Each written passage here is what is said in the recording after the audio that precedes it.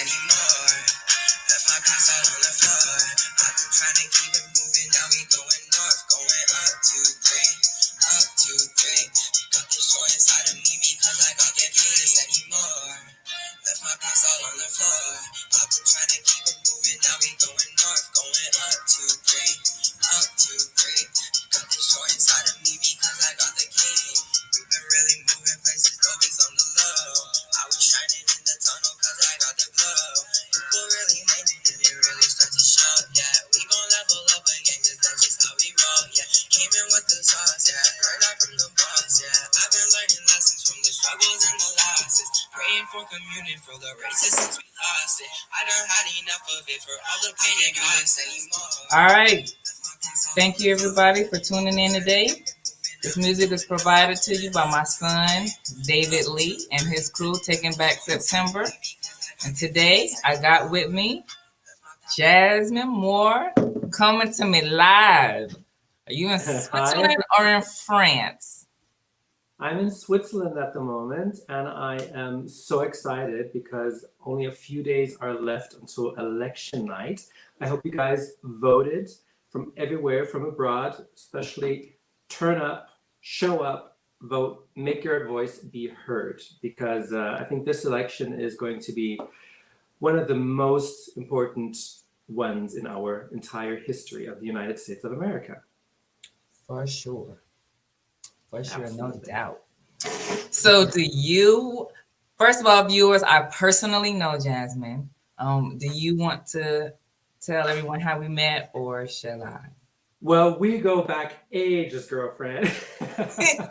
No, we actually met at the embassy while you were still there, and I was visiting one of the 4th of July parties of the U.S. Embassy in Bern. And all of a sudden, there was this beautiful woman standing right next to me, looking very timid and shy with big googly eyes. And she asked, I was Jazzmindianmoore, the infamous Jazzmindianmoore. And I said, yes. And I thought, wow, she's really cool. And actually, it was really funny because just recently we spoke, and you told me about your experience on how you met me. Maybe your viewers are more interested in your thoughts, that you had when you saw me the first time. Okay, well, sure. So for my viewers, so my husband was working at the U.S. Embassy, and I was about to start working at the embassy in Bern, Switzerland. And I'm looking at the crowd because, yes, I'm nervous. This is the first event, 4th of July. And I look over and I see this tall black woman over there. And I see this hat. This hat is going through the crowd. And I'm saying, oh, eventually I'm going to make my way over there to go talk to her because, boy, I tell you, she's looking good. And eventually I made my way over there and we talked, and we've been cool ever since. Jazzmin has been, she's been a great supporter and a friend, a great friend of mine. So I see Darryl's coming in. I'm going to go ahead and add him. And then we're going to get started. I'll be right back. Hold on. Okay. I'll put you on mute till you're ready. Okay, so we're going to get started. Today we're going to talk about Pose. I have one episode queued up for when we get there. It's a scene between Elektra and her house. When not Jazzmin, when well, I had a house, or I have a house, and I've been in the house. What is her name? Oh, Lord, see, I forgot her name. I was ready. I was ready, and now I'm gonna be back my own self. But it's the scene where Carmen or Kazi, when Elektra loses a daughter who starts her own house. I just totally drew a blank. You know I was late. I have everything ready. But so my first question that I have is, have you seen Pose, and did you like it? Why or why not?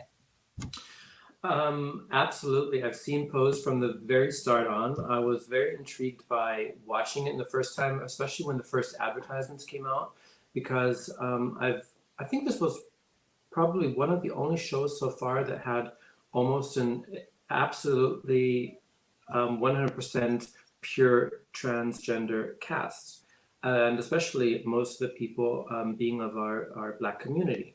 So this intrigued me to definitely watch it, and I just loved it from the very first moment. I love the music, I love the acting, I love the references that it made, and it just reminded me so much of home in a way, because these houses have been homes for many LGBTIQ plus community members throughout decades. And without these homes and without these houses,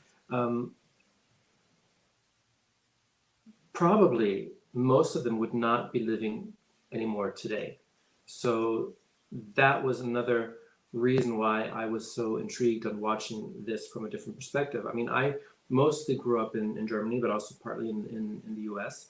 And so I kind of dipped into the house communities. I've been in a German house. That's how I actually started off drag. And it wasn't really a pleasant surprise, because my house mother, my mother, she was really, really strict and vicious and mean. And, but at the same time, there was no bad intent behind it. She actually wanted me to grow, to make my mistakes, to grow, and to live out of that. And but at the time, you really think, bad mom, good kid. Yeah. That kind of sounds like Electra. Yeah, absolutely, kind of like Electra. Well, but to be honest, I think if I myself visualize being one of the characters in the show, I'd probably be the Electra. I mean, I have. Really? Yeah, I'm very strict and I'm very conservative in a way. Or let's say maybe I would be a mix out of Electra and what's her name again? I just remembered it's Blanca. Blanca, exactly, Blanca Villa Blanca. I'll probably be a good mix out of those two. But back in the day when I kind of had like two daughters, and they now have daughters, and so I have like grandchildren and great grandchildren. I was very strict and very clear, and I didn't play around. I wanted them to grow, but I also wanted them to grow on their mistakes. So I probably let them do the mistakes, obviously knowing that they might fail in attempting what they were trying to do, but they grew from it. And my drag daughters today, they are very successful in what they're doing, and I'm very proud of them. Good. So you kind of skipped about of the questions that I had. So I'm going to see if how well this share screen works with just one monitor. And let's see. Can you see this? I know it's a mess, but can you see it? I can see it, yes. Okay, so I'm gonna try this. Cue this up. This, like I said, this is the scene where Blanca decides to start her own. Explain this. The museum man person charge. If word gets out that a bunch of queens broke and installed that historic flattering TV, never. Ideas, you see. Aren't you the one who's giving me my inspirations and motivations? Or perhaps you think you have some time to tell your sisters and your mother what she already knows. I mean, look at her. Isn't she? I mean, she's quite harsh, but conservative. But deep down, you know that she has a heart. Otherwise, she wouldn't be doing it. Dear Sister Blanca has decided to desert the city. Shut that shit off. Did you not know that I have spies on the city? Did you not think that I would know that you were looking at flea-infested apartments to rent, scouring the streets for shit, stuff, broken furniture, and sad chiffon for frayed curtains? Mother knows everything. Eyes in the back of my head. Take the witness stand, traitor. It's true, all of it. I'm going for my own house. It's my time, it's my dream, and I'm going for it. Do not want any of your life. Not even mine. Honestly, no. But I do want your blessing. Believe me, this isn't about you, it's about me. What I do. That's for damn sure.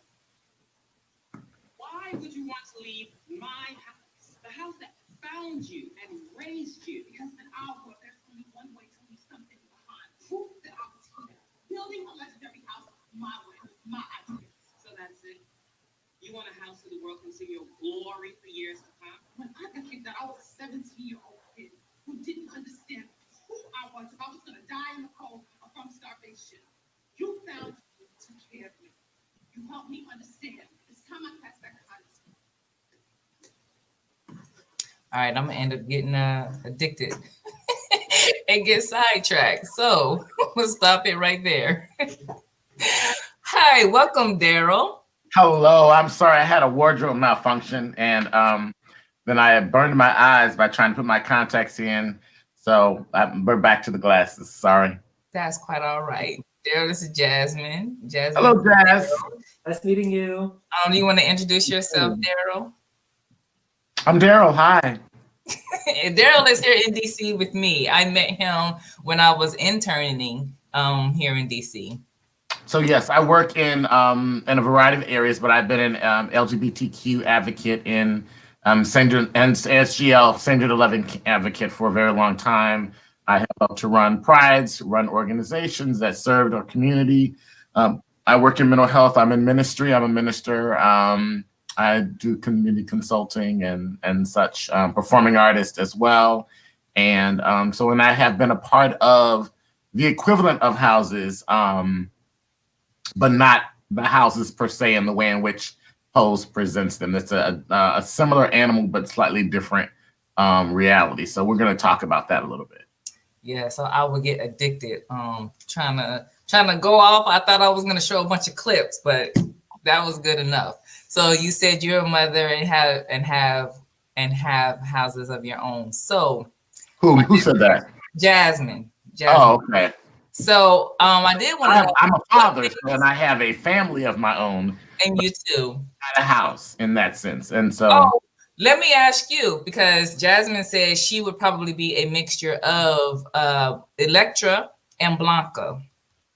Okay. How would you describe the way that you've raised your children? I would say it's not any of that, and maybe all of that at the same time, in the sense that my approach to the folks that have come into my life, that we are family. We have created a family, much like Pose and much like you see that, and most of my kids call me dad. Many of them, or dad or daddy. One of my oldest sons says daddy, but that's just what he said since he was 15. And others are, and then I have some children that have grown up and become full-fledged, fully functioning adults in the world, and we still have a relationship. They may not refer to me in the same way. I told all of my kids at early on in our relationship that I would always be there for them, and they could define as they got time what role I play in their lives. So if I continue to be dad, I'm happy to be that for the rest of our lives. If they decide, hey, this was my mentor and a friend, and I'm now friend and someone that they confide in and can trust in, it's that they get to define that for themselves. I don't have an attitude or a problem if they change the way that they designate that for me. But I've brought them up in a way to, my main goal often was to provide them with a level of support and encouragement around just living in general, and then around their sexual orientation or sexual identity was a secondary component to that. That may have been how we met, but I wanted people to become strong, independent, fully functioning folks in the world outside of gaydom, if you will, because that is fleeting.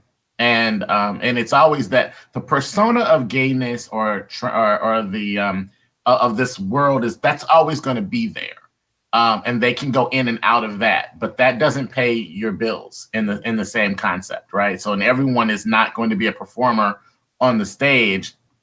Even those that are performers, it takes a long time before you get to the place where you are making enough of a living that you can say that's what you do for a living. In that world. So my aunt is Naisha Duprey. You may be familiar with some of the names I'm going to say over the course of time.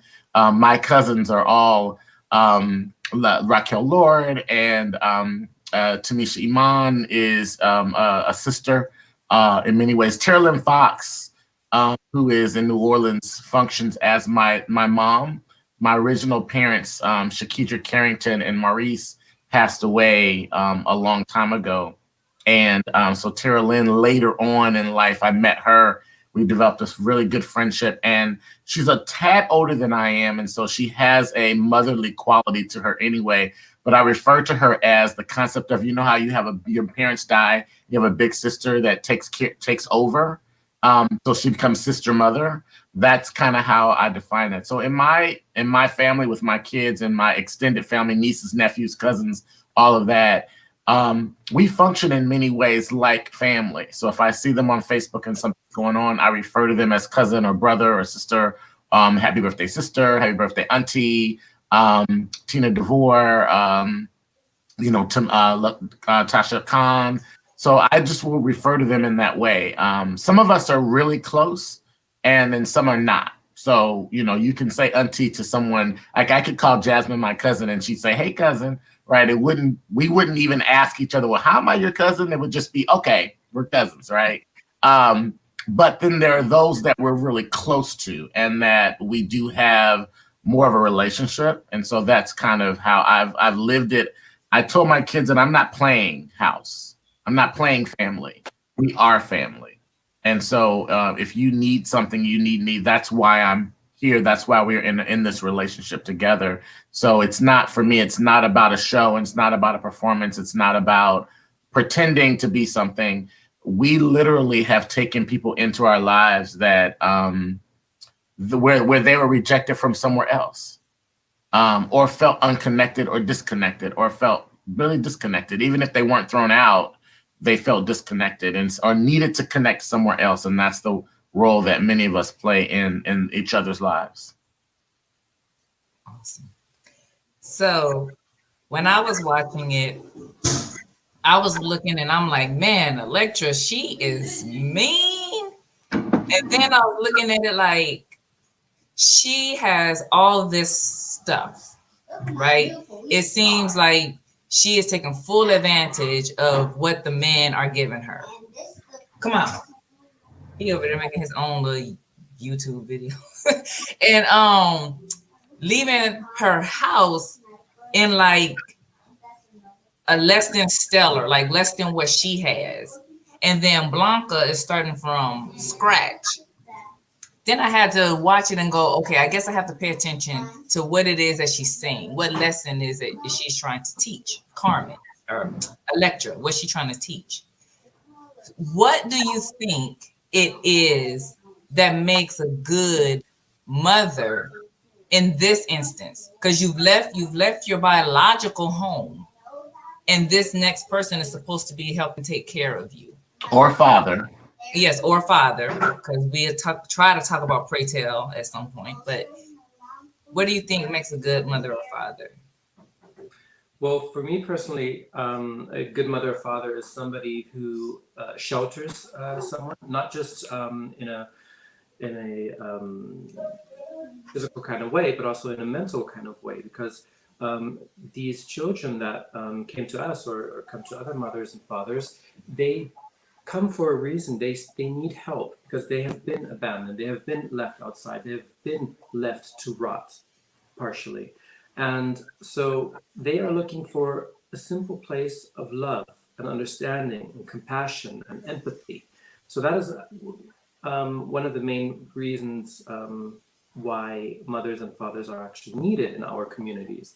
But also, as Darryl mentioned earlier, and I mentioned earlier, it is also within our responsibility to teach them to become independent people financially and also emotionally. Because at the end of the day, with all this gayness, that, you know, and being fabulous and being fun and wear fancy dresses, that doesn't pay your bills. You have to work, and you have to be independent, and you have to know your rights, but you also have to use your voice and speak up. So it's probably a similar way of being a biological mother. I mean, you, Tawana, you have beautiful children that are raised beautifully and are probably happy that they have the best mother in the world. On a biological note as well. So I think that there is a common sense in both options. I think Jasmine had, I don't know, you can say it better than that. I would maybe add to it or nuance some of what Jasmine has shared, which is just that um, a lot of this is also about giving people what we either didn't have ourselves and had to learn at some point, or what we had and want to make sure we share and pass on.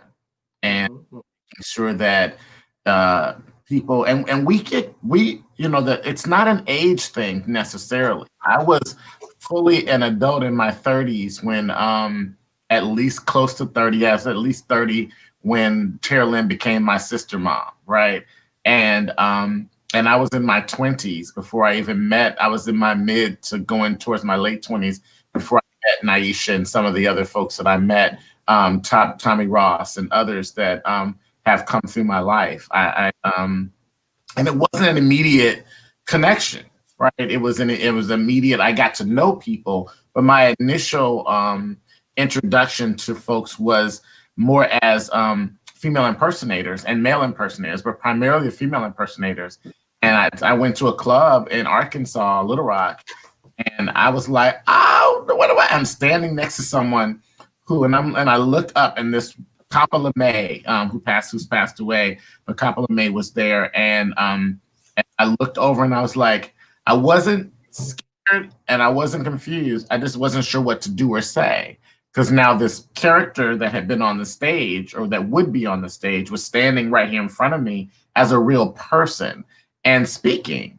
And so what do you do? How do you navigate that when you've never been exposed to that at all in any way before? And they were very loving and very kind and very teaching and sharing, and that so I developed a relationship with people because they were real. And so the characters that you see on TV and polls and other places may be based on real people, but there's so much more to each person and the depth of who they are, what they've gone through, their pain, their lives, and all of that. So we are sharing that back, but also because we take on the role of parent, we do at times have to be the one that says no, or don't, or I don't approve of that. And one of my sons, who's actually a son that I actually literally took care of for a while, so he is literally more of a son, as in sees me that way as dad. I had to send him a message and say, we don't call women bitches. We don't use that word in this family. Right now, I know I'm not going to stop him from ever using the word, right? But I had to point out that there's a standard of how we treat people and how we treat women. And particularly, you don't understand at 18 years old, you don't understand the history of that word. And so I know it's common these days in the community to use the word, but the way it was posted on the Facebook message was not acceptable to me. So I had to say something. And the response was a couple of days later, okay, I haven't seen it. I've seen it once or twice since then, but not as much as it might have been before. So we stand in for what's missing, but we also provide a lot of what we've had and what we've given and where have been. So you kind of led way to two questions that I had. One being, what's the difference between a drag queen and just a person who is cross-dressing? Then the other question is, why do they go around calling each other the B word? Those are the next two questions. For either one of you, sorry. Either one of you can start, but Darryl made me think of it. Jazzmin, how about you go first? Okay, I only got half of the message because somehow your screen froze or my screen froze, but I think I got the question. Well, on one hand, the question is quite simple to answer, but on the other hand, it is also quite complex because various countries look at those terms in different manners, in different ways. So, I mean, in general, what you could say is that a drag queen is an artist, is a performer, is working on a stage to entertain people. And that has primarily nothing to do with the gender, the person identifies with, nor the sexual orientation. That's basic fact. That is probably literally the same in any country in the world. But when it comes, for example, to cross-dressing, that is something that has a sexual reference rather than a entertainment kind of part. And then you also have the transgender community, which is the community that has mostly been portrayed within the Netflix series called Pose. And a trans person can be a drag queen, but is not a drag queen. So you don't say drag queen to a trans person either. That is the occupation that the person is doing. But a lot of people, a lot of straight people still assume that transgender people all are drags and vice versa. No, that's not the fact. Me, for example, I'm non-binary, and I do drag, but that's my job, that's my living. I earn money with that. But does that define my gender? Does that define my sexual orientation? No, it's just a job. Like a butcher is a butcher, and a farmer is a farmer, and a banker is a banker. But a banker could also be a trans person. Simple as that. So yeah, Jazzmin is I love your answers. They're beautiful. Thank you. My way of saying it is that transgender is a large umbrella, and there are lots of things that fall inside of that or underneath that umbrella. And the reason for that is evolved over time. But as the trans community takes more power over its own narrative, some things may move out of that umbrella because that the umbrella was created by and large for trans people by people that were not trans. The LGBT movement, particularly in the US, has been led primarily by white gay men and then white lesbians, led by. And then, of course, you have the Black gay and lesbian community coming along by the way, and the bisexual folks sort of hanging on towards the tail end of that on the caboose, kind of holding on, saying, hey, don't forget we're here too. And trans folks running behind the train with some people reaching back to try to grab them, but they're still running, right? And so as the gay and lesbian community got more of what it wanted, and by way of that, the bisexual community, then it became a focus on what's going on in the trans community. And so as the trans community gains its own voice and its own power over time, they're taking back the terms, they're taking back the meaning, and they're taking back the message, and not allowing the narrative to be driven by other people. So I don't propose to speak for trans folks because I don't identify in that way. I'm just going to share with you what I've learned and explored and come to understand by my relationships with trans people. Cross-dressing is simply just someone that prefers to dress in the clothing that is traditionally assigned to a different gender. It's just, that's cross and dressing. That's really all it means. A person can be heterosexual and cross-dress. They can be gay, les, or bi and cross-dress, or they can be transgender and cross-dress. Cross-dressing is just a matter of choice around what you put on your body and wear. Some people do it in private because it's not acceptable in some circles. Some people do it only on occasion. Some people live for Halloween. So they as a costume in some capacity or another. So that's it. The transgender and living that life is really about becoming true to the gender that you feel you are, spiritually and psychologically and emotionally, even if physically that's not the case. And then there are a lot of nuances for folks that are intersexed and born differently with different kind, all those medical terms that come along. I think at the end of the day are important to distinguish, but the power and the point is that people need to be free to be who they are. Absolutely, and the biggest misconception that a lot of straight people have, but not just straight people, even people of our own communities, think that every trans person wants a gender reassignment treatment or therapy, which is absolutely not the case. Actually, there are only like 3% of all trans people that really want that. So yeah.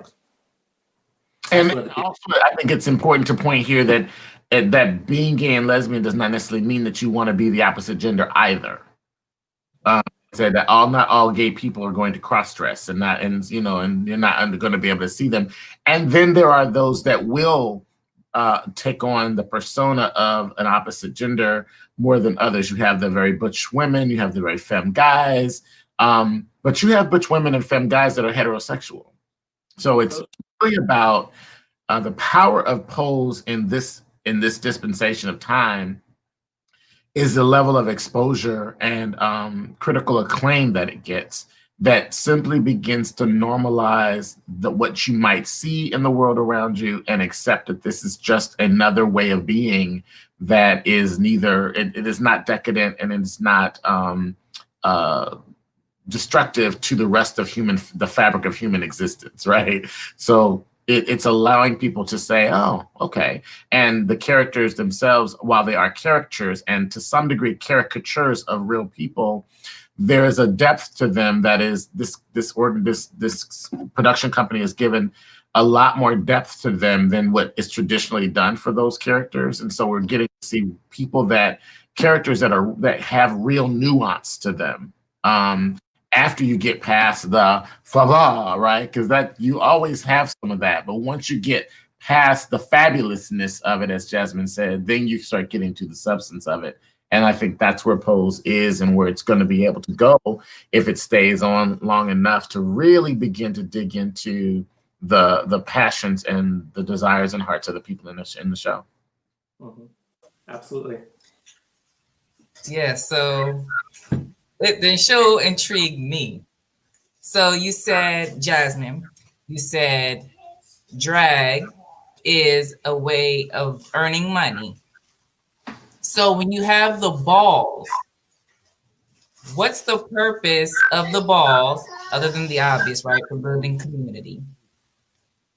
What is the overall and overarching purpose of the ballrooms and the competitions? If you go back in history a little bit, and even still today, I mean, one of the main reasons why the balls existed were that people have a safe place, first of all, that people can be at a place without fear, without hiding themselves, and without being feeling rejected in any sort or way. But on the other hand, it also was a very good place to hide from your daily struggles, to escape from your daily struggles, to feel fantastic and dress as something that you maybe would never reach, but there's always a possibility that you can reach, being the richest man on the earth or the richest woman on the earth or the richest whatever. So it was all about diving into utopia in a way. For at least a few minutes of your regular daily life full of hardship. And it's also it's not so deep. Think of it as a theme party and an opportunity for people to go and have fun as Jazzmin says, in a place that was safe.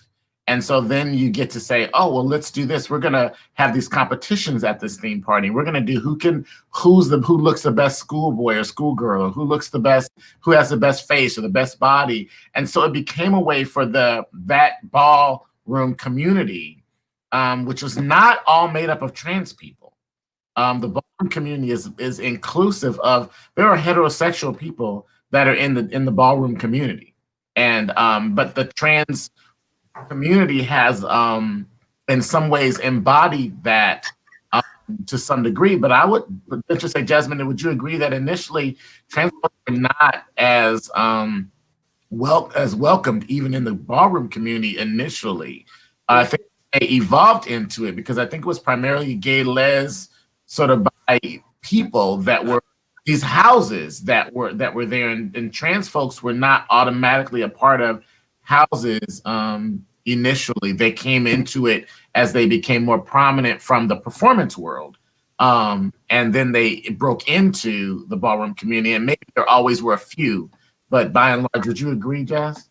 Yes, absolutely. I mean, we know that even though our community always strives for fighting for acceptance and towards the outside, but we sometimes struggle with acceptance within our own LGBTIQ plus community. And back in the day, trans people were not really liked upon very much through gays or lesbians. Maybe it was fear, maybe it was whatever it was. So they did have to fight for their spot in the balls, and they took it over. They really did. They showed that this community cannot be without trans people. I think one of the main reasons there was a success in it was because the trans women were mostly those that founded houses. And so they had gay children, they had lesbian daughters. And that's why the acceptance probably grew very quick, because they knew that if they didn't have those mothers or fathers, they wouldn't have a place to go. So maybe that kind of was a correlation in why the acceptance grew rapidly. Well, yeah, because you have, as we mentioned earlier, you have houses, right? And then you have families. And so they weren't always, and all of those things were not in the ballroom community. So my family, I think I have members of my family that probably participate in the ballroom community, but they're not in the ball. My family isn't a part of that house kind of structure. My family is a family. And I have family members that also are in houses. And the houses and the families are not always the same thing. So the Dupreys are a family, and there are houses that many of the Dupreys might live in or be a part of. So Raquel Laura Balenciaga is in the Balenciaga family and the Balenciaga house, but she's also she's related to or involved in several families. So she's a part of the Duprey family and Balenciaga family, but she is in that house, if that makes sense, right? And so it may not make sense, but it's the complexity of how people find community and build relationships. So it isn't one single thing. And I remember back in the day running Atlanta's Black Pride organization, and I would ask my now what we call trans friends, but then they were merely just female impersonators. And a lot of Black folks didn't like the term drag queen because it was derogatory in some ways because of how it was looked at. So we evolved the term female impersonator and made it very clear, this is what I do, my work, right? Some people began to do some body augmentation, which made it more difficult to do anything else or not live all the time in this persona. But they have, when they do that, they have a stage name and a real name. And so, so different people they'll have maybe two identities. They'll say, on stage, I am Starfire, and at home, I'm Jazzmin Moore or something, and so, but Jazzmin Moore is also on stage, but I'm just using her as an example. But you can have your name that you use in the real world. And some people have gone into industries like Mac, a lot of folks work for Mac and other cosmology related kinds of, that's not the right word I want, cosmetics, cosmology, well, they're not really what I want, cosmetics in that industry. But some have gone into banking, some have gone into store ownership and retail management. There are things that trans people are doing all around the world, and you may not even know that the person serving you is trans, in some capacity. Jazzmin? But Darryl, what's your thoughts on the misconception that every trans person is automatically working in the adult industry? Right. I don't know how over there, but over here in Europe, that is the biggest misconception ever.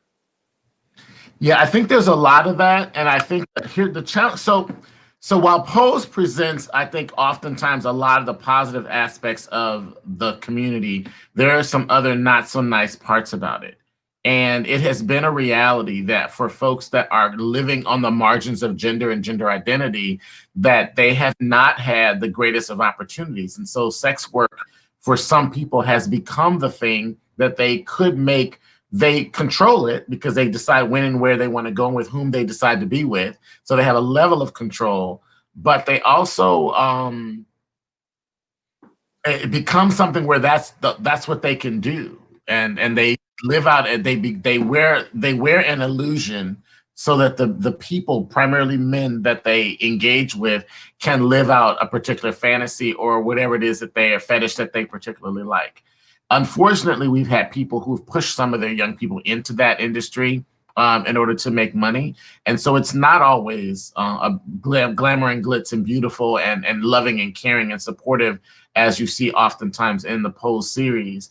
And in other places, there are some dark sides to this world as well. But yeah, Jazzmin, I would agree that everybody doesn't want to isn't working the streets. It's not an automatic that somebody who begins cross-dressing or becomes trans or becomes a female impersonator or becomes a male impersonator, for that matter, are going to automatically work the streets. But again, I like to bring that up because I mentioned the male part because we often are only seeing that which looks like women, and lives like women and becomes women in this trans narrative, right?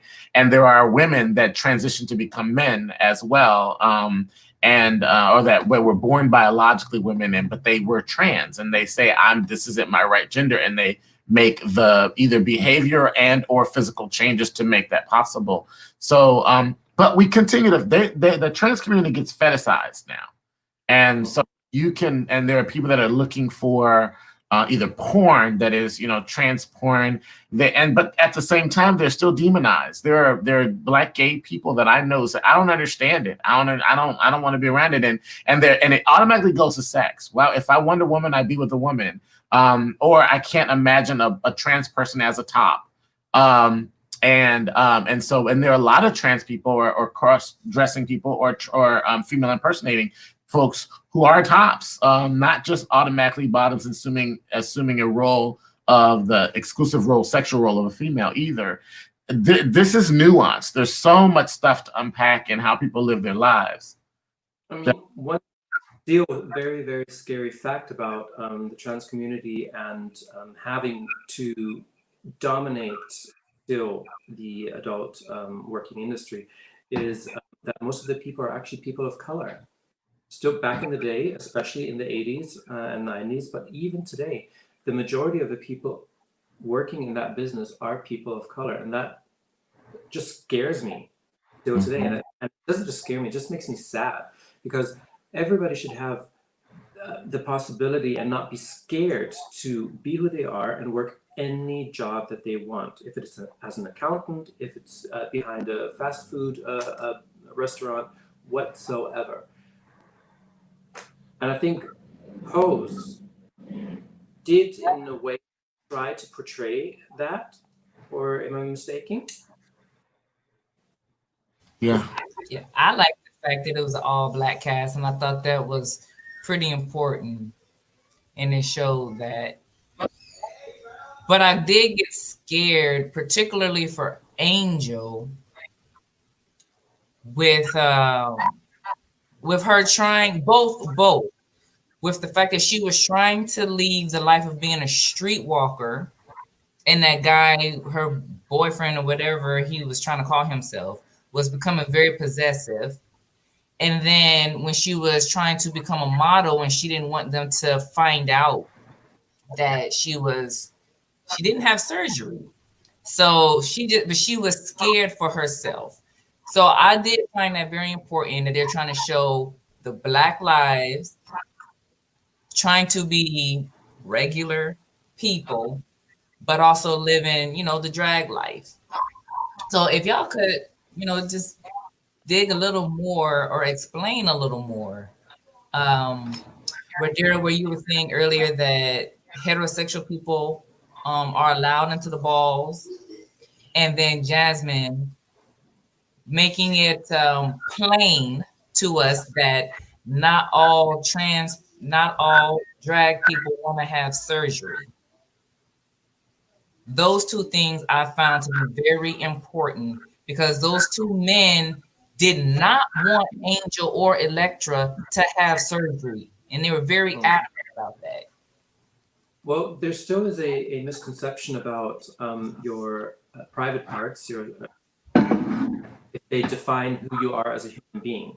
I mean, if you as a human being decide to identify as female, then it's your right, it's your decision, and there's nothing that is supposed to be against it. It is who you want to identify as.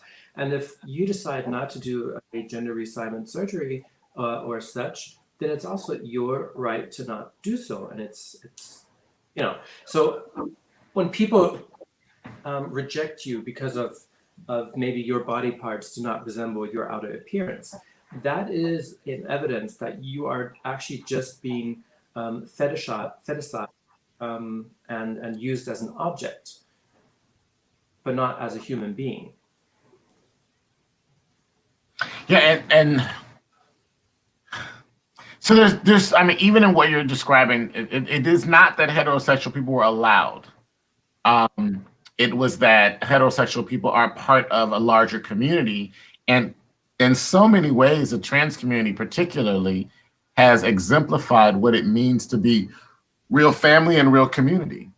The Stonewall Riots in New York that started the gay rights movement was led by a Black trans woman who was the first one to say, no, we're not taking this anymore, and stood up for them, right? And led the way. And in those early days, trans folks were leading the marches until it became popular and there was money behind it. And then, of course, trans folks couldn't be in the front, because that was a whole nother thing that the country wasn't ready for, so to speak, at least in the U.S. And I don't know about in other places, Jazzmin, you may be able to talk about in Europe, but so yeah, it is about inclusion, and the trans community, I find, and has more than anyone else already always been creating a place for inclusion to be for everybody. Everyone else had to invite trans people into their space, right?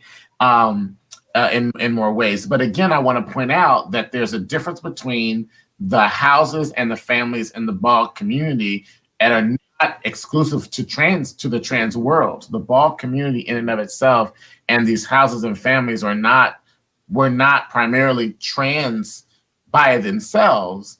Although there were trans either in them or some houses or families that were created by trans community, if that makes sense, right? So Naisha Duprey, I mention her a lot because Naisha is the ultimate mother of all in many ways, right? At least from the trans and from and Naisha, I know Naisha in both Naisha and both her Naisha self and her other self, and I only know her as Naisha. Like everywhere, whether she's in full getup or not, she's always Naisha, right? But I don't know I've never had to ask and how Naisha identifies. Everyone calls her mother. I call her auntie. And she's made this world for herself where female impersonation as her work, as one of her jobs, because she's also a cosmetologist. So, and does makeup and was working for MAC for a really long time. So, in her professional world. And so, when all of those things sort of merge and combine together, I think the point is that it's hard to tease it out. Which came first, the chicken or the egg? There's no hierarchy in it. These are all different hybrid versions of the same thing. We are building community in the best ways that we know how. And one of those ways is by building family and by building houses and by building a network where people feel like they have support, and wherever they go, if you see the name Dupree in somebody's name, somehow you're connected to them, and that you can go up to them and say, hey, at Jazzmin, if Jazzmin's name was Jazzmindianmoore Dupree, I could go to Switzerland and be like, hey, I'm a Dupree too, I'm a Dupree cousin, right? And we could say there's a connection for each other that doesn't require, it's like having a membership card, right? Go on, Jazzmin. It's like having a family reunion. I mean, we're a lot of people all around the world gathered together, maybe have never seen each other before, but they share the same name. So there's not much of questioning about it, but it's about getting to know you and who are you, and very cool. And what's your story of how you became a family member? And yeah, and I know I'm just pointing out right now because I know that one of the viewers is a cousin of mine living in Texas, and she just messaged me privately saying that she loves watching us three here and listening in, and she's not LGBT, but she is always open to discover more topics and learn more about our community. So shout out to you, T. Yeah, and we have people. I have a cousin who I don't know. He margins, so I don't know what he identifies, and haven't seen him in a really really long time. But we have there were straight guys when I lived in Memphis. Now you can nuance this however you want to. Occasionally, there's a straight guy that ends up in a relationship with another person who's female impersonator, trans, or gay, and they kind of go back forth to whether what that's really about. I found that there are a lot of straight guys, particularly, and some straight women, who are fascinated by and the people. But it's the fascination quickly turns into friendship and relationship and love in a way that's not sexual. And so we have folks that will come, and I have gay, non-gay. I have a heterosexual daughter, also who's a part of my family, and she's the best friend also of my gay son. And she didn't have to become a part of my world and my life. In that she has a biological mom and dad, and she still calls them mom and dad, right? My gay son, one of them at least, has a bio dad, but has no relationship with him until he became an adult. And so I was dad from 15 until 30 something when dad showed back up. And my son called me and said, "Hey, my sperm donor reached out to me and wants to get to know me. How do you feel about that?" Like, asked if it was okay with me that he actually have a relationship with his biological parent. And I think he was looking for, what do I do here, right? So I had told him that's the bio unit that gave you life. Getting to know him and having a relationship is a healthy thing, right? But I'm still dad. I'm still daddy, and I get that all the time. And there is no different. I've met the bio mom as well, and we're friends. And at one point, my son's mom called me. He was still in high school and said, "You need to talk to your son because before I kill him," right? So she took on that. Now, again, this was an extremely conservative, Black Christian conservative woman who was not fully accepting of her son's sexual orientation until many, many, many moons later, right? To the point where she lived with him and his husband at the time. At one point, and I was surprised that happened, right? But he's also taking care of his nephews from his biological brothers and things like that. So all of this is nuanced. I keep saying it. It's nuanced. We're talking about a thing that's been shown on TV, but we're really, what Jazzmin and I think we're talking about, are real lives of real people that are not easily captured on television. And the depths of these relationships, it's not easy to say, oh, that's a house and that's a family and that's a ballroom. Like they morph throughout. And I could go to a ball and be there. I could, even if I chose to do something in the ball and compete, which I've never have yet, I could, because I'd be welcomed in just like anybody else would be. Yeah, thanks. I'm letting you talk too much. I'm over talking. I'm sorry. Would you go to a ball, Tawana? I mean, I guess so. Yeah. I mean, yeah. If I'm going with somebody that invited me, of course. I think they have, Jazzmin, they have categories for straight folks too, right? So that. No, I ain't say I compete. No, I ain't say all that. Now, see, but what you don't know is you might end up at a ball and the room says, "Oh no, Tawana, you are fierce, girl. Come here. You gotta walk fierce woman because you're fish," right? Because they'll say you really are a bio woman, so you have to walk with you. They're like, "Oh my God, your face." And some family might adopt you immediately because you give off an energy that they feel fits with their family, right? And they might say that, "Oh my God," and they might just start talking around you and being around you. And the love that you feel in those environments is palpable, and it's very, very real. They'll probably boost my head up and make me confident enough to do that is the point right there. You just said is the point of why the families and the house and the balls exist, to pump your head up, not full of lies, but to make you feel like you can do it. Because our children were killing themselves because they felt like they couldn't live because their biological families had rejected them, their churches, their mosques, their temples, their communities had rejected them, and they did not feel they could make it. And all of this, all mixed in the midst of the last 35, almost 40 years of HIV, right? So if you think about all of that was going on, almost 40 years of HIV, and all of this happening at the same time, so kids being thrown out, survival sex is a real thing. And so people getting picked up by some predator who says, oh, I'll take care of you, I'll give you a place to stay. But then the sexual requirement on the back end that they may not have known. But when you're faced with going back out in the snow or in the heat and or any extreme weather and staying here, sex is a minor thing that you're willing to give up, even though it's a big, major thing to have to give up. But people have done it because they've used it. And so we've provided in these ways, these houses, these families, ballroom community, opportunities for people to feel empowered and loved and supported without having to give up that very private and very personal part of themselves. Mostly, again, there are the small segment of folks that have used the commercial sex work as a means to build their family and to build their houses. Or they were built by people who were doing that. So they gravitated to each other for it as a network of support around that particular work. So there are lots of reasons why it may have existed, but there's so much more to it than just it's not an easy labeling. And you'd be very welcome, only because you're curious. And that's how I got involved, because I was very curious. I asked a lot of questions of a lot of people, and they were honest, innocent, and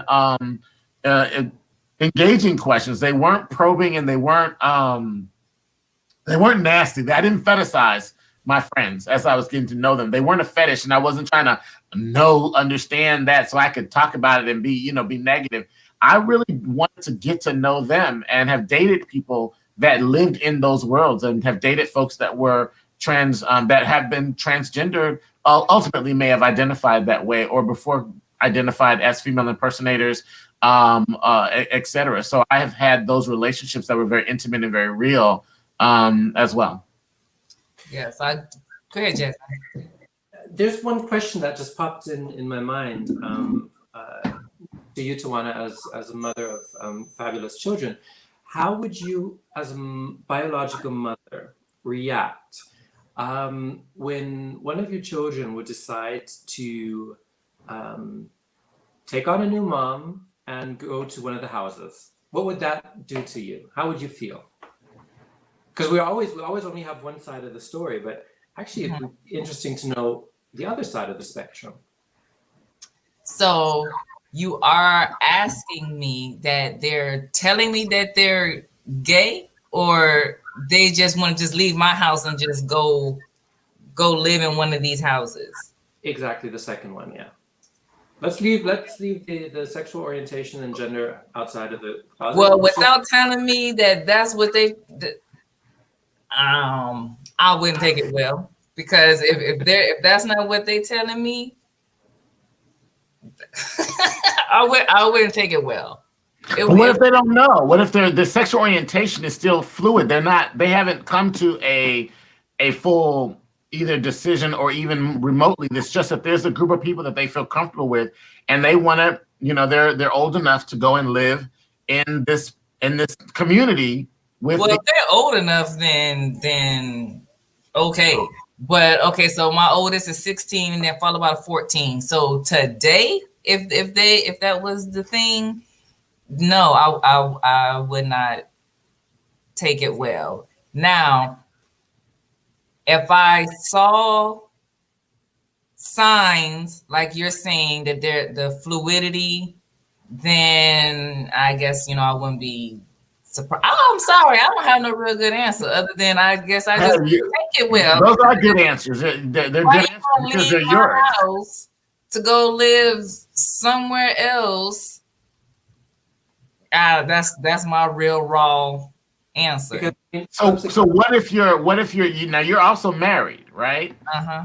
What if your 16-year-old was beginning, as 16-year-olds will do, become much more sexually aware and maybe even thinking of some level of exploration into that world as teenagers will do, and your 16-year-old is not sure but they also, would they be, well, do you think that your 16-year-old would be comfortable coming to you and your husband saying, I'm not sure what I am. I think I could be, I don't know. I feel like I don't know. I feel torn between, I feel pulled in all these different directions. Do you think they would, that your home is an environment where they could come and have that level of exploration freely without feeling judged or shamed? I do. Had this been, let's say, when did I start going to school? prior to Kamau. So prior to 7 years ago, maybe not. So before my husband, your oldest son would have been 9 years old at that point. Yeah. So prior to my husband and I deciding that we're no longer Christian, and once I started social work school, once that train of mine, we went down that path. Yeah, it wouldn't have been, because I know that the Christian life I was living was extremely judgmental. And once I said to my husband, I want to become a therapist. And I've told my husband this, the most important question that he asked me when I said that, he said, can you handle giving therapy to a gay couple? And I was like, no, I can't. I was a very judgmental Christian, and I've been raised in a lot of different denominations, and I have seen that all those denominations were very judgmental. How can you say, that it's up to God, and then yet still preach that homosexuality is a sin?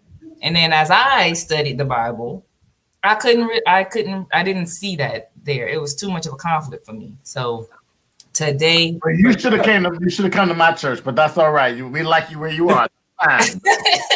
Yeah, the church that we were in, that we attended and we were members of in North Carolina, had that been the church that I was raised in, then maybe not. That was a very good, accepting church, kept you involved in the community. Doors were open no matter what your sexual orientation was. The thing was, let's bring you into the church.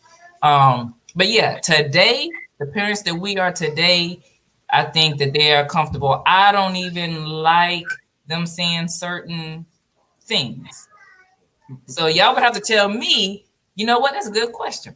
Y'all would have to tell me so that I know if I need to calm down and relax, because somewhere I learned and I heard that you should not be saying like, that's gay. Just like random things. Don't be saying that's gay. So I've been getting on my son, telling him don't say that. Is that right or wrong? If he continues to do that, tell him I'm going to come over there and spank his little butt. Okay.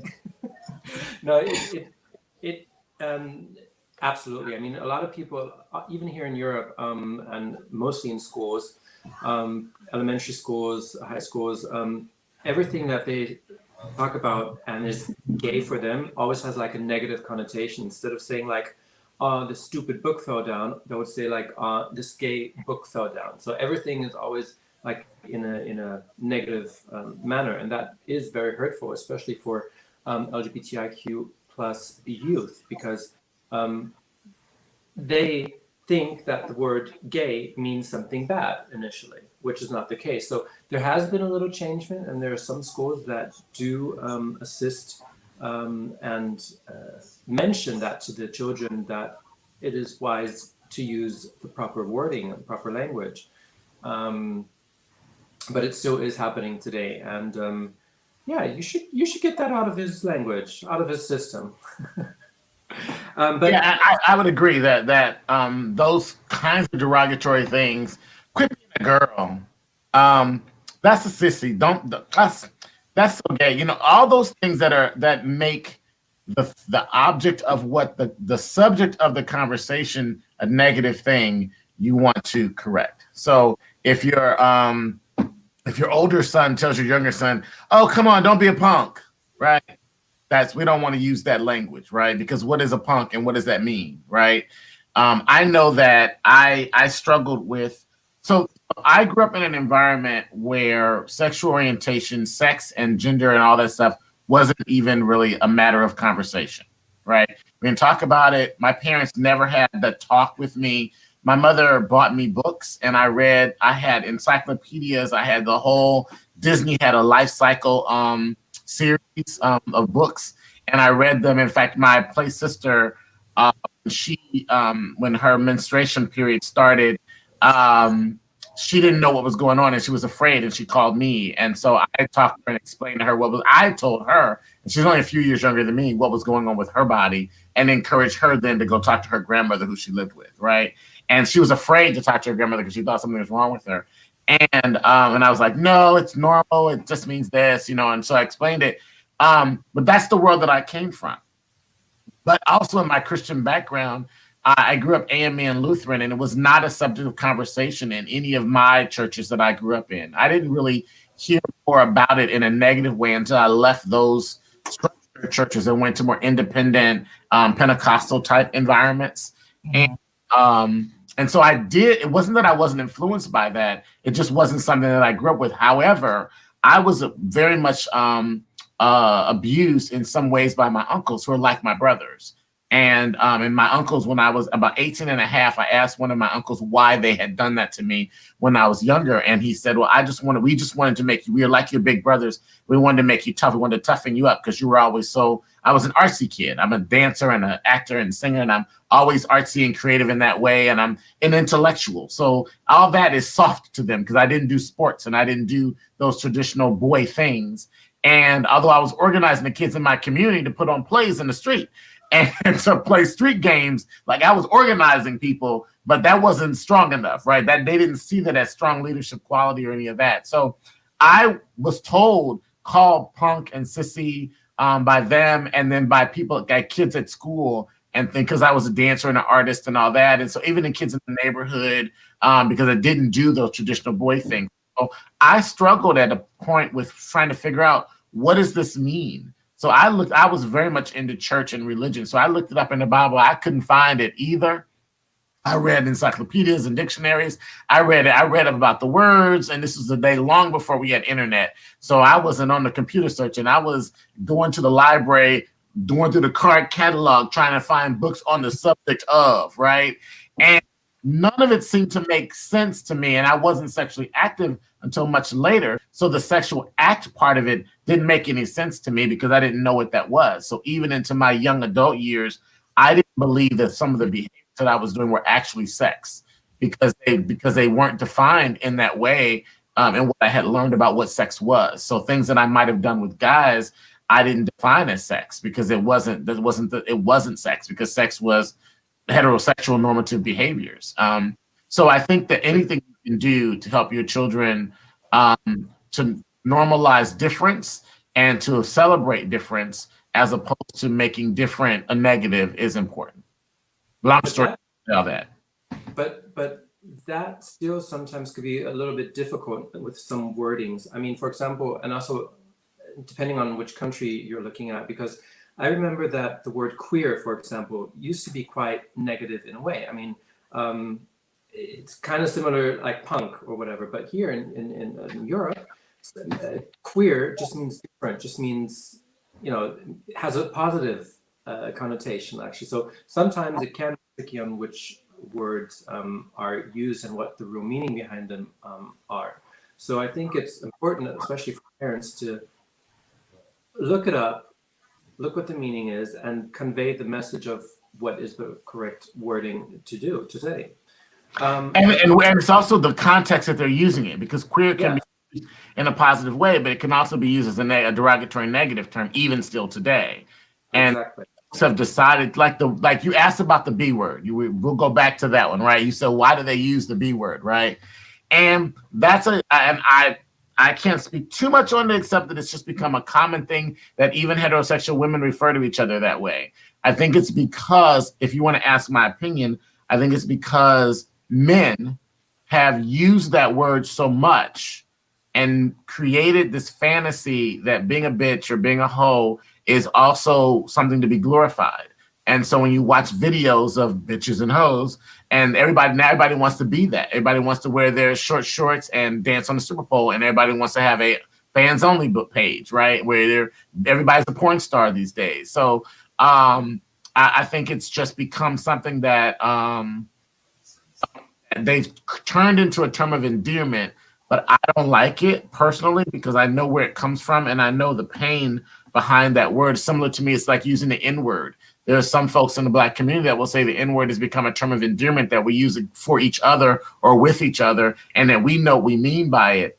And I don't believe that. I don't believe you can take something that has been so historically negative and turn it into a positive without it always having some negative connotation to it. Now you might say, oh, that's my N right there. That's my N right there. You know, that may have less negative connotations, but whenever it can be flipped and used even against each other, that means the word has not become what you want it to be. If I can look at you like, well, N, please, you get on my nerves. Like, that's not a positive way to use the N word, right? But if I say, oh, that's my N right there, Twana, that's my N, you know, like that. Okay. But then if I flip it when I'm mad at Twana and be like, N, please, you get on my nerves, then that word is not transcended into a way that is only a positive. It still carries this negative connotation. I just choose when I want to make it negative, when I want to make it positive, in order for me to have an excuse to use it. So I don't use the B word, I don't use the N word, I don't use the H words. I just don't think that they are empowering and healthy for our community across the board. I mean, I'm the same. I don't use those words as well, just because I mostly think they are inappropriate and they convey a wrong message.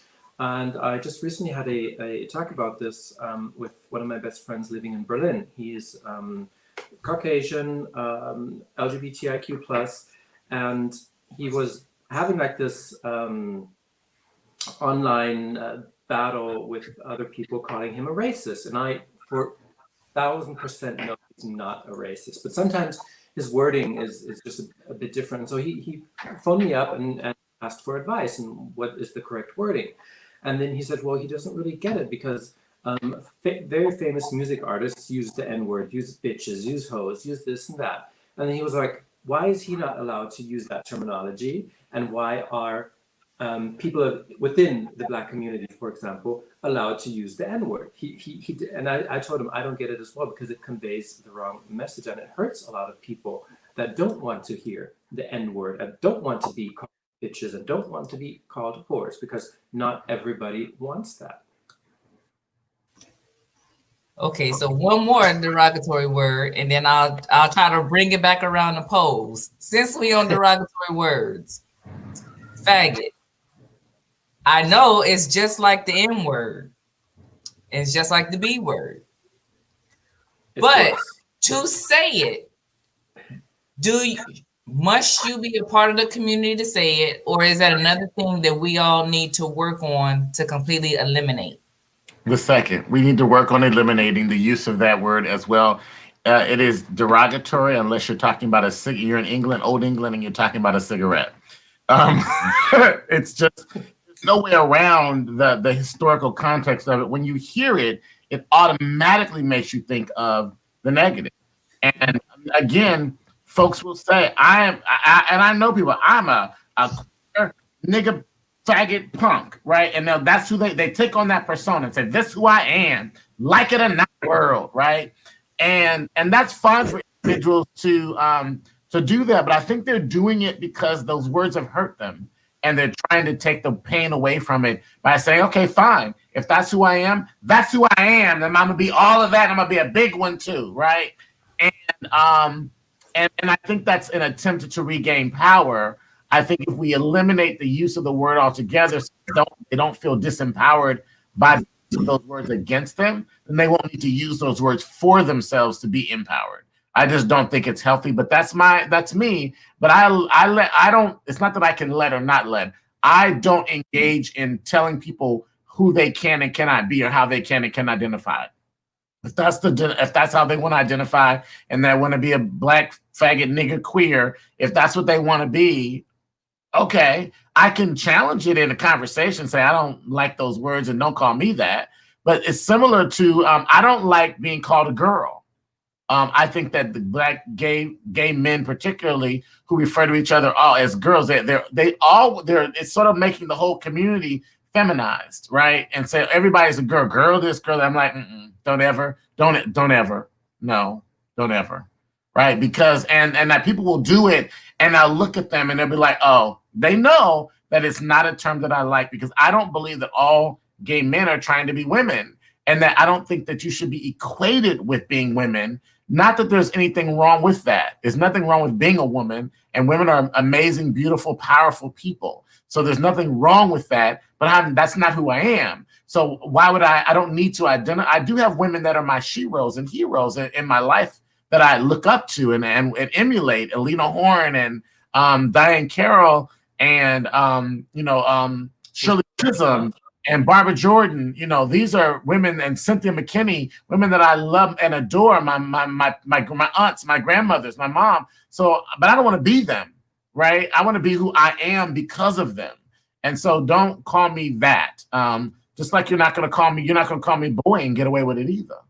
Well, just to kind of rear in pose again, I mean, a lot of the terminology used today, like especially like the girl or sachet or this or that, originates out of the ballroom scene. And a lot of young people don't even know that. They think this is like some new phenomena that famous, very popular drag queen with a big TV show in the US invented. No, they're actually just using old terminology. That was a very nice way of saying that, Jazzmin.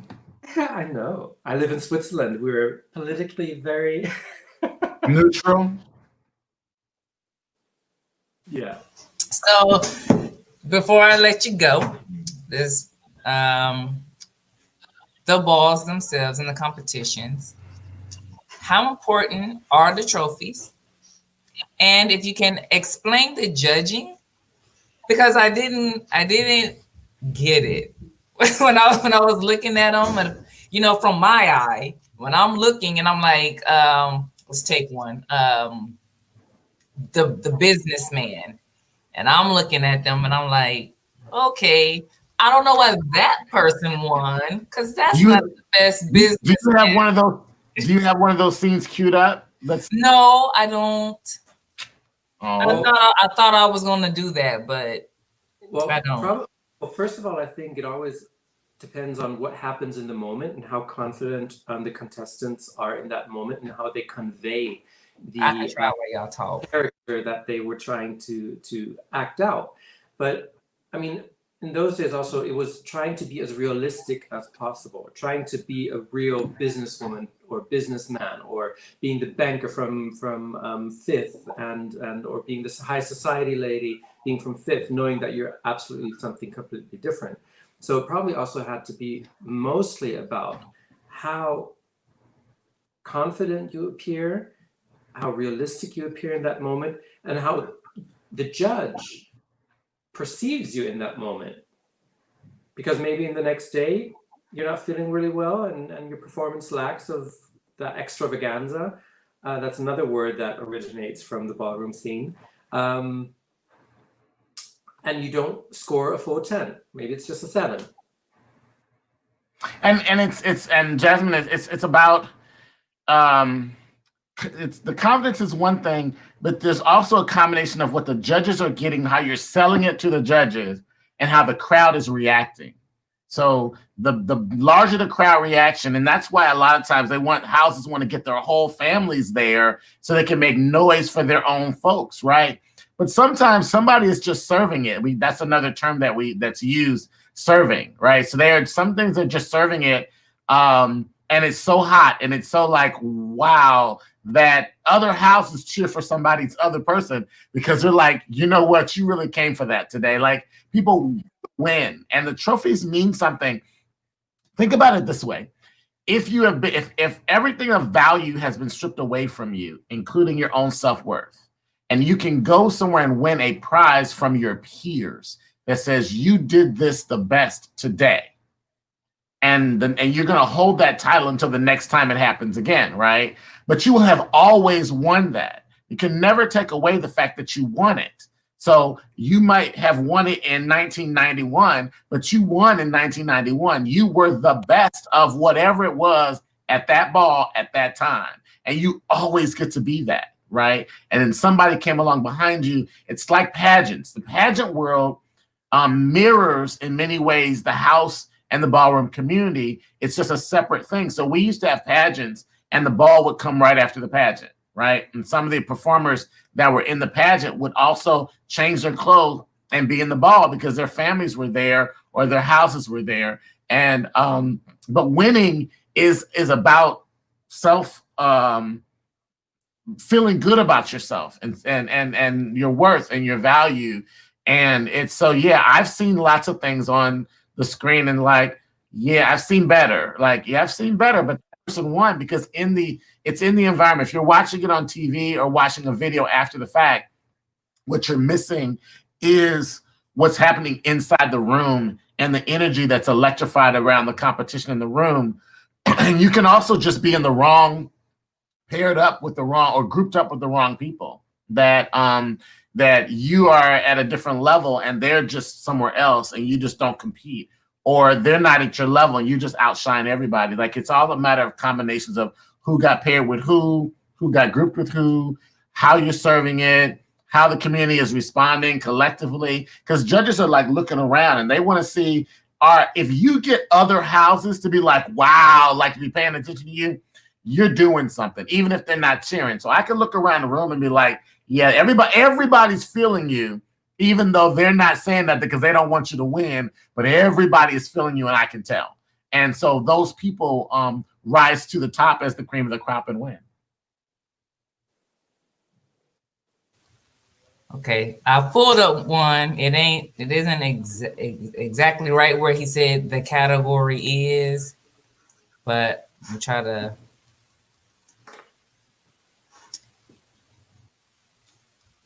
Lord Jiminy Christmas. Now I can't even understand my own screen. Turn your volume up too, Tawana. It's up. And if you want to talk us through it, what's going on here, you can talk us through it too. Well, first of all, I can tell you they know how to work a hat. As a professional hat wearer myself. Okay. Clear the floor, children, clear the floor.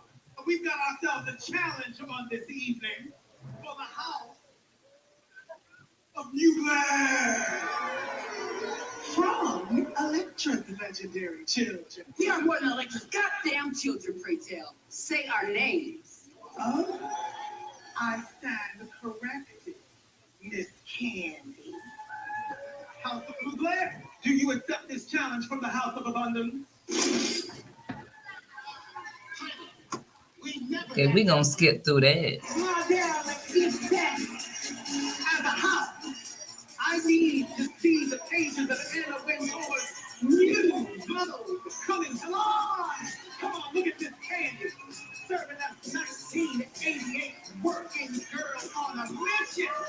And Mother New Blair in her best love boat inspired the door. And where are the children? My baby children in the house. Oh, and they have arrived. Yes, I know that we have good weather, but why are you wearing that sweater? Looking like a baby dice Don Corleone. Oh, what?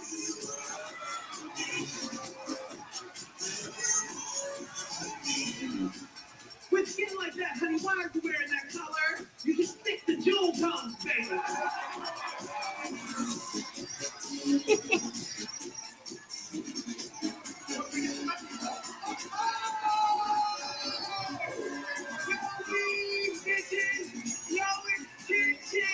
Just pure, unadulterated.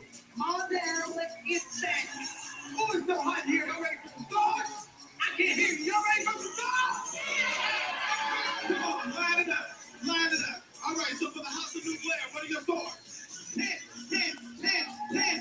No!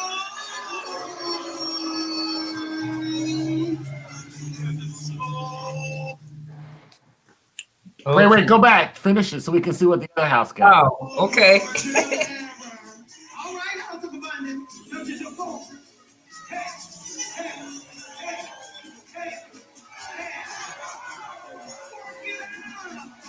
Okay, well, we heard it. Never mind, Tawana. Grand Crowd Okay. So what happened there? And if you can explain that real So it quick. looks like the House of Abundance is trying to make a name for itself. Mm-hmm. After one of the larger houses that's most well known, Mugler. They could have done Balenciaga. They could have done the Mizrahi family. They could have done any family but they chose them for whatever reason.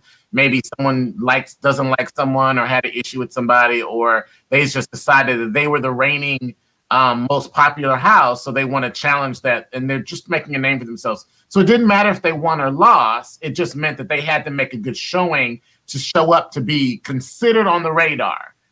So Abundance is now in the house, as he would say, as a recognized entity separate from, and that's why she said, say our names, separate from the children of who they once were, the house they were a part of. They are always those children. Now, in that scene, it looks like there's the way sometimes can have a little animosity, whereas sometimes it doesn't. Sometimes a child goes off and makes a house. So sometimes it's about relationships. So if Jazzmin and I were to marry, and we had and she had a house and I had a house, and then we merged our houses, or we created a new house.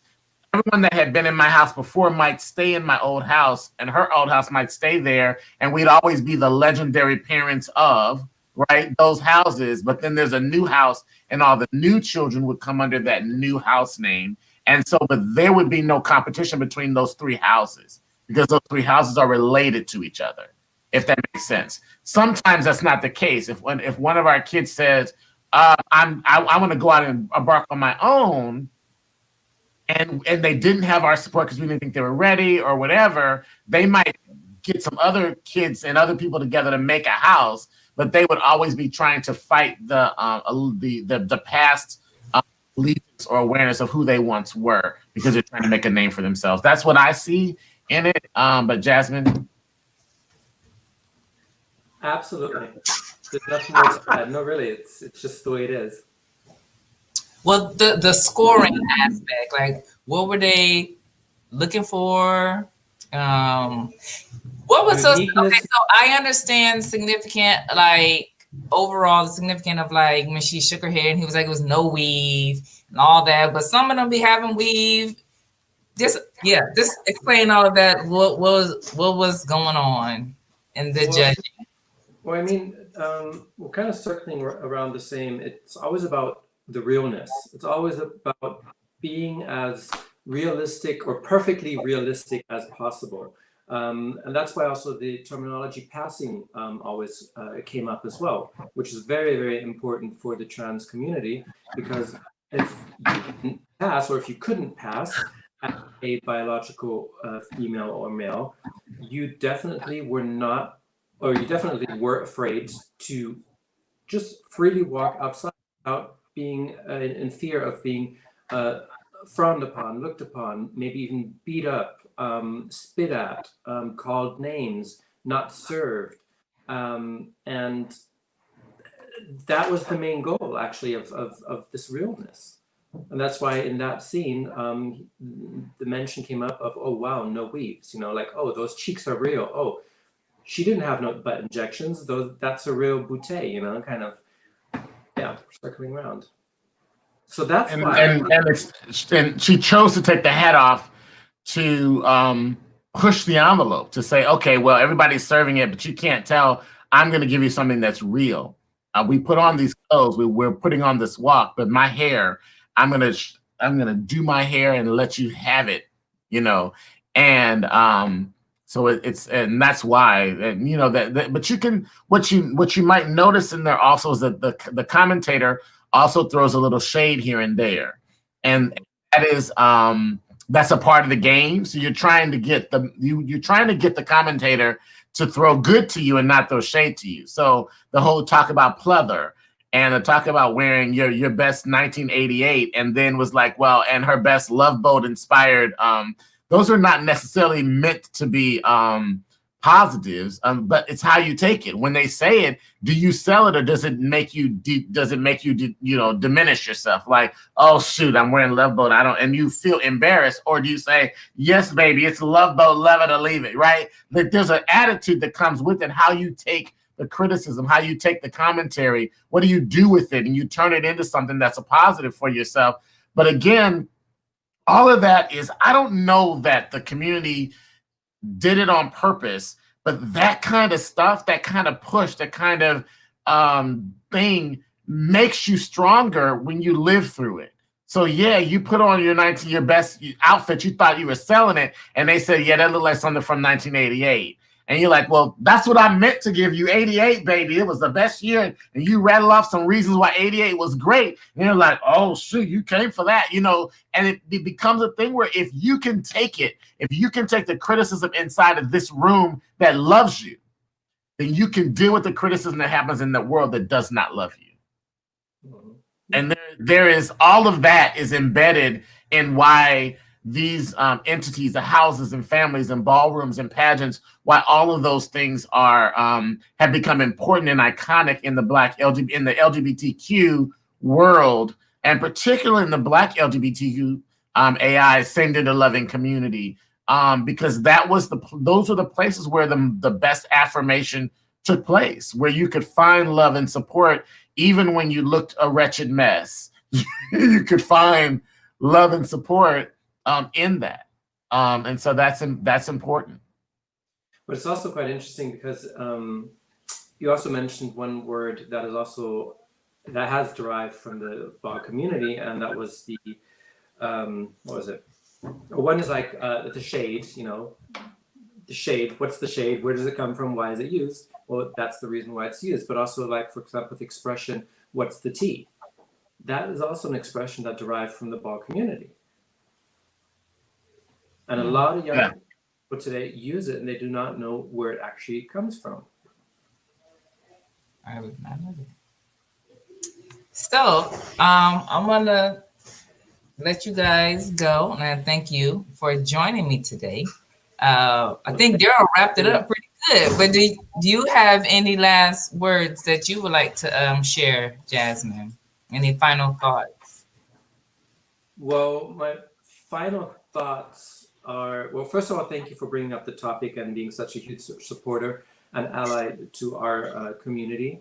I think that is exactly what we still need, and will need forever, because there are young people always trying to follow our shoes and our leads. But if we forget about these topics, then old habits will reappear again. So that's why we always have to keep up the fight and keep up or maintain the thoughts and ideas that are so important and valid to why we are living such a more or less free life today as it is. Of course, there are still many areas that need more work, but so far, okay. My last words actually are to everybody out there who watched or who will be watching this later afterwards. Just be who you want to be. You are perfect. You're beautiful, just the way you are, just the way you've been created in your own mindset. There's no wrong. There's no right. You're a human being. And use your fabulousness to inspire other people in this world. And that's the best present you can give. And that's the best legacy that you can leave behind. Absolutely. That was beautiful. I would only throw in a little to that to say that take the advice for the people around you, that there's no right or wrong, but there can be better. And so just because you ran to the local CVS and picked up a whole gob of makeup and started using it didn't mean you did it right? Didn't mean you did it the best way possible. Doesn't mean it's wrong. Just means it may not be the best. So take advice, and but be careful and mindful of who you give your trust and your love to, and make sure that you're discerning whether or not people really have your best interest, your best self at heart. It takes time to develop that trust. And I know some of you might happen upon this, and you are living in a world right now where you feel like no one cares, and you just want anyone to care. And the first person that comes along that shows you any level of care is who you feel you bond with, like ducks do to the first thing they see. The first parent they see is who they imitate and they follow behind. But that may not be always the case. So be mindful, be careful, be thoughtful in how you develop your allegiances and your relationships so that you get the best people in your lives that you can. But also don't be so afraid to let someone love you, to let someone share love. And I don't mean sex, I mean love, real genuine love. Don't be afraid that you are worthy of love and you deserve it. And there are those of us out here who will love you as you are and love you into who you're going to become. That's what happens when you have a fellow mental health person on with you. If you are new to my channel, that is a part of my closing remarks. I want you to is it really? I want you to know that you are here for a purpose, that you are loved. If no one ever told you that, or have no one told you that today, know that you are loved. You are here for a purpose. Thank you for viewing. Please like, subscribe, hit the share channel or hit the share button. And taking you out with my song by my son, Taking Back September. Y'all, please enjoy your day. Bye, everybody. Bye. And enjoy. I can't do this anymore. Left my cross out on the floor. I've been trying to keep it moving. Now we going north, going up 2, 3, up 2, 3. Got this joy inside of me because I can't do this anymore. Left my cross all on the floor. I've been trying to keep it moving. Now we going north, going up 2, 3, up 2, 3. Got this joy inside of me because I got the king. We've been really moving places, always on the low. I was shining in the tunnel cause I got the glow.